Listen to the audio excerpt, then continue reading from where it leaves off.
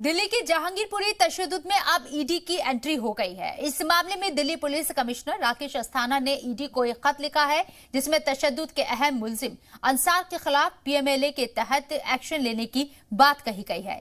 Crime branch ने 3 और मुलजिमीन के खिलाफ एनएसए लगाने की तैयारी की है और अब तक 5 मुलजिमीन के खिलाफ एनएसए लगाया जा चुका है। सिक्योरिटी के मद्देनजर जहांगीरपुरी में दिल्ली क्राइम ब्रांच ने सीसीटीवी भी लगाए हैं, तो वहीं दूसरी जानिब अब वहां पर निगरानी चौकियां भी बनाए जाएंगे।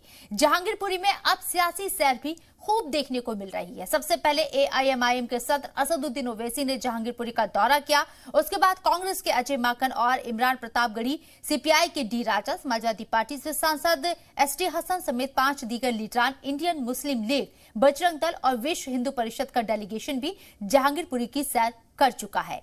जहांगीरपुरी तशद्दुद पर मकामी लोगों ने आज प्रेस कॉन्फ्रेंस की, जिसमें हिंदू और मुस्लिम समाज के लोगों ने एक साथ कहा कि इलाके का नाम पूरे हिंदुस्तान में बदनाम हुआ।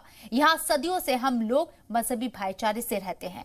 यहाँ पर आपसी भाईचारा और प्यार मोहब्बत कायम था, है और रहेगा।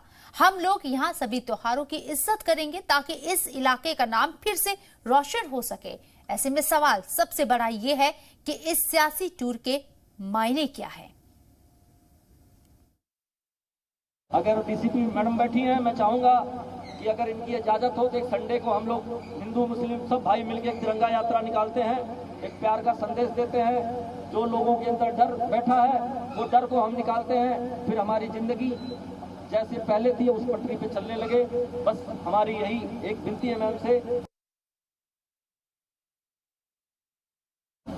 इस हादसे के बाद सबके दिल में दहशत आई थी।